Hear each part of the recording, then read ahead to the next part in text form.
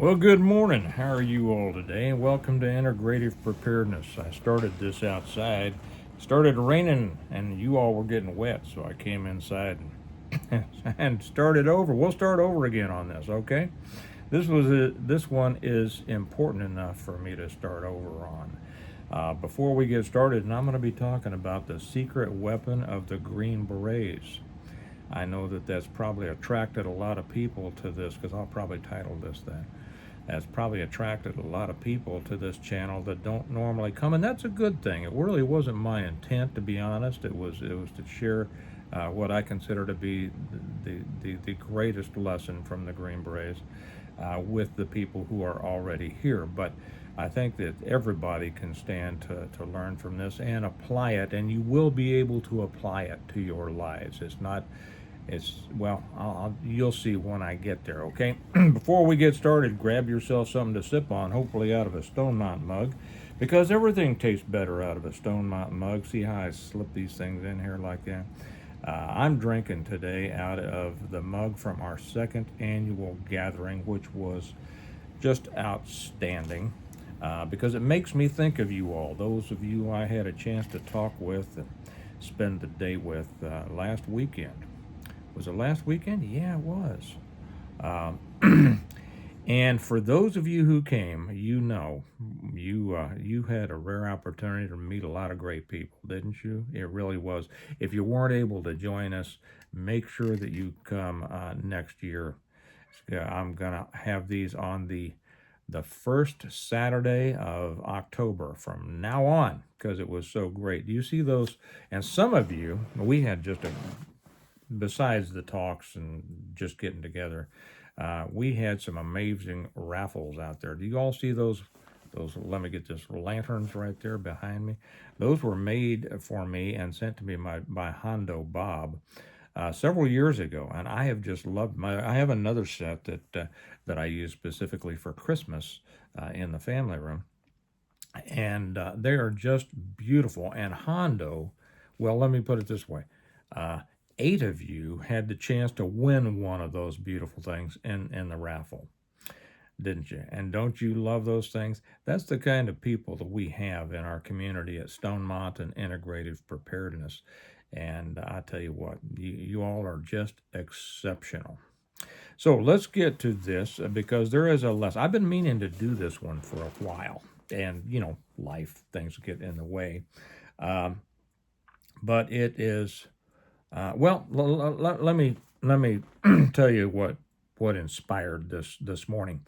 When I got up this morning, I had 3 messages waiting for me, and interestingly enough, each one of them was from a former member of Special Forces, Army Special Forces. I want to distinguish that. Army Special Forces are those referred to as Green Berets, okay? Sometime back, and it was Special Forces was always known as Green Berets, but then sometime back, and I forget, was it 80s or 90s, one of you guys will be able to tell me, one of you guys who were in.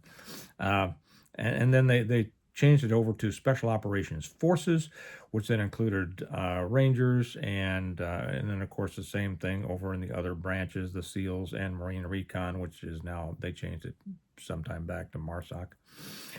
But prior to that, Special Forces referred to Army Special Forces, Green Berets. Okay, that's just interesting for any of you who didn't know that. Now, what made it interesting this morning that all 3 messages came from Green Berets was that I was not.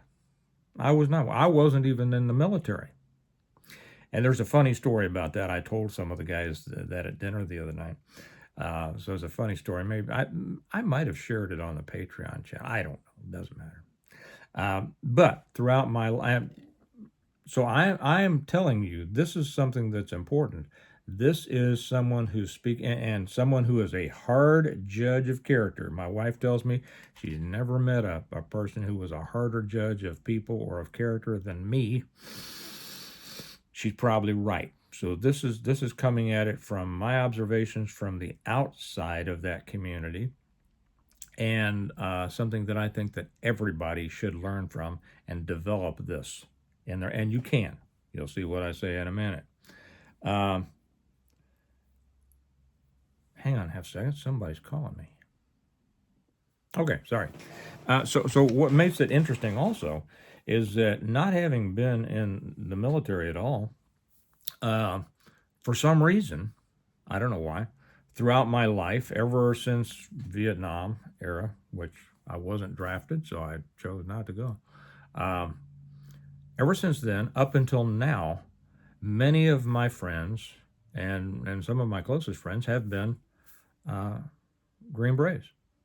I think there's probably a reason for that. I won't get into that, but um, one of the distinguishing things there is that I have seen a difference between them as a group and other special operations forces.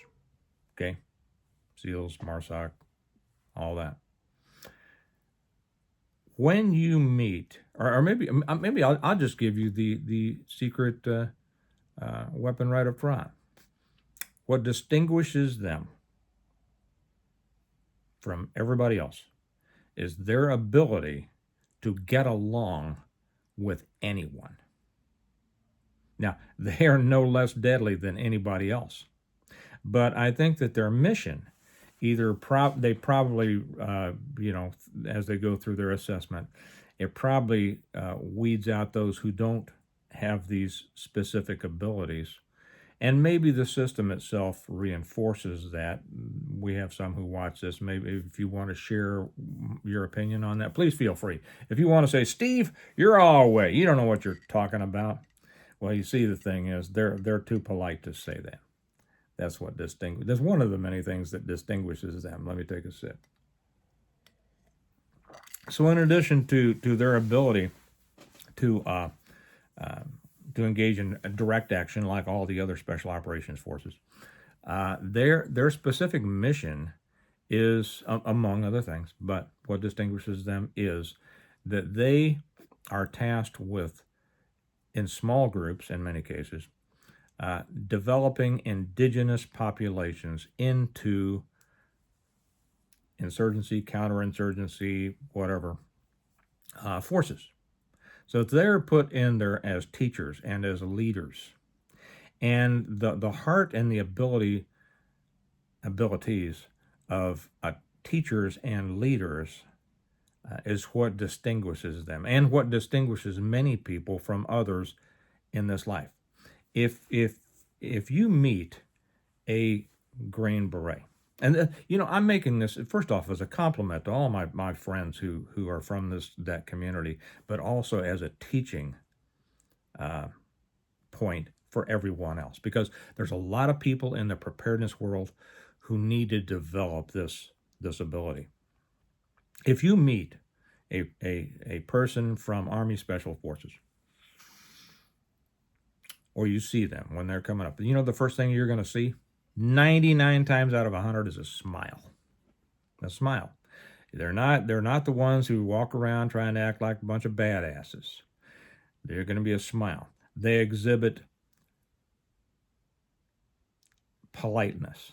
They exhibit what I used to drill into the people who work for me, and that is conspicuous courtesy. This goes from officer to enlisted. The conspicuous courtesy. They exhibit a if you were in a room with a bunch of men and nobody was wearing anything that designated what their background was, you would not necessarily pick out the ones who had been special forces or were current special force. You could in some cases pick out the ones who were current, but that's a little bit different. You would not be able to pick them out because they are not the ones who are talking tough or acting tough. They are always interested in learning. They are always willing and many times interested in teaching. They are interested in other people. They're not the ones who are always telling their own stories. They're never the ones acting tough. They're always the ones in a group who, like I say, are polite, exhibit conspicuous courtesy, and a genuine interest in the people and the world around them. That kind of you can see how that separates them from many people in the world, right? Including many people in the preparedness community. But it's why they are some of the most valuable people, or would be. I'm fortunate to have a number in my group. In my circle of friends, let me put it that way. They're the ones who are always there, always willing to help, never an excuse, always interested. Like I say, interested in learning, interested in teaching, interested in discussing. You will never see them acting as if they are, or trying to act as if they are more than they are. And you can see that a lot in the world, can't you? You know, you've seen the people on certain YouTube channels, who are trying to act as if they're more than they are, right? Tango Limo Charlie Lima Charlie, whatever, You see that when a person's trying to act like they're more than they are, that shows a great lack of self-confidence, because what it's saying is they're not happy with who they are. So they want to try to act like what they're not, right? More than they are, what they think is more than they are. And that's sad, because most people are just fine with what they are. You don't have to be anything specific to be just fine. Be a good person. Be a good person who exhibits as a natural part of your life these values and virtues that I've just described, as that I see always in every SF guy I've ever known. They're nice. Doesn't mean they're not deadly. Okay? They're nice. They're polite. They're courteous. They're interested in others, something that a lot of people in preparedness fall short of, right? Well, I don't want to deal with people, right? They're always willing to learn. They're always willing to teach. They're always willing to help. Can you tell me of other than a dedication to the good Lord himself, which is always one, can you tell me a greater set of virtues than that? In addition to their obvious natural abilities and skills. See, because not everybody out there can develop those skills. Not everybody out there has the abilities to develop those physical skills. But what everybody does have the ability to do is to think about these virtues that I've talked about and develop them more completely in their own lives. Are you polite? Now, let me put it this way, and I will go back. I've got to call myself on something here, because my wife, my lovely wife, points this out to me occasionally. And, like I said, when you meet an SF guy, he is able to get along with everybody, anybody, because that's their task in their mission. It doesn't mean they agree with everything. It means they're going to be able to use their leadership and their skills to be able to take the group where they need to go, right? I, on the other hand, I probably would not have done well in that community, because, as my wife points out, if I don't like somebody, let me just say, I don't hide it that well. It's usually, I'm never rude, I'm never impolite, but it's usually fairly obvious. I simply have not developed the skill to put up with asshats, as well as others. But this is in life. I mean, they don't put up with that crap I'm sure within the surface. Do you possess those skills and those virtues? Now, right now, I know that a lot of people who came onto this channel because I titled it something like "The Secret Weapon of Green Berets," and you're probably disappointed because I wasn't talking about some new fancy weapons system. I wasn't talking about some secret mission. And yet I would advise you circle back on that a little bit and ask yourself whether you understand that what I described is important in all aspects of your life, more times than some new weapon or the ability to go on a secret mission. Okay? Because that is what distinguishes these guys from others, as from my own personal experience. And I think that in some ways, my experience with them from looking at them from the outside gives a better, I mean, it gives a different, okay, within their groups, they're going to have, they're going to know, they're going to judge differently than I would judge from the outside. But I'm judging according to how those virtues manifest here out in the world on a daily basis. How they might work after a total collapse. Do you want some guys in your group that are always talking tough and talking weapons and this and that and Limo, Tango, Charlie, blah, blah, blah, blah, and talking mission specific? Or do you want somebody who is honestly interested in other people, willing to help, desiring to help, always being the first to want to help? Always being, something else I noticed in these guys also? They are among the most complimentary people I've ever met. And what I mean by that is they compliment others. Who was it, Norman Vincent Peale, or was it somebody else? I don't know. How to Win Friends and Influence People. That is such an important skill. Now, well, I was going to say something about myself, but I'm going to leave that out right now. If you want to be able to influence people, which these guys' mission, that's what it is, you have to, being complimentary is one of the best ways to go at it. You want to make a friend, be a friend.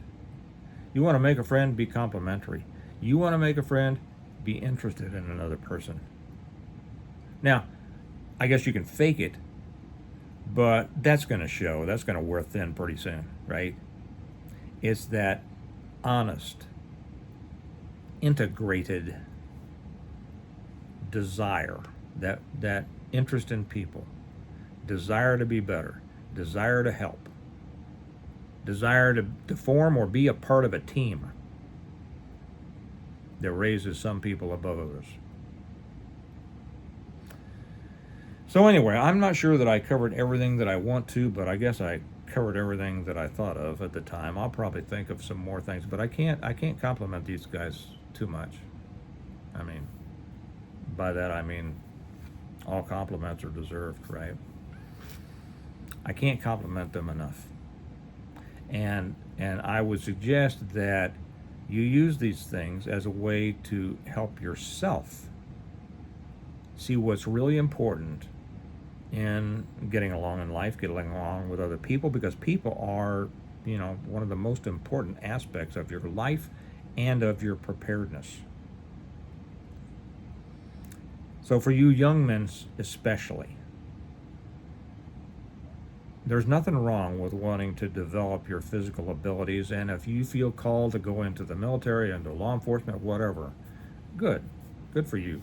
Do your best. Be the best you can be. Get out there and, that was a, wasn't that? Be the best you can be. Is that an old Army thing? I think, be the best you can be, or we do more before breakfast than Most people do all day. Army of one. Well, you see, that's another thing. That army of one, I never liked it. Not an army of one. You should do your best, but you should be. These guys exhibit the ability to work as a team. Okay.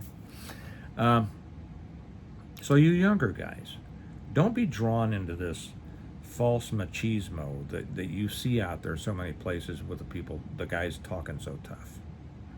Realize that true toughness is internal, and that true toughness is with one's self, and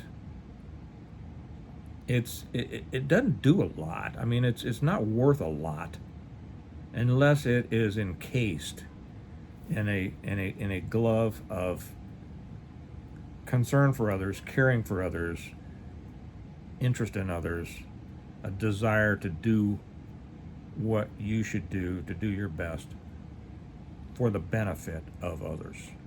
Does that make sense? Okay.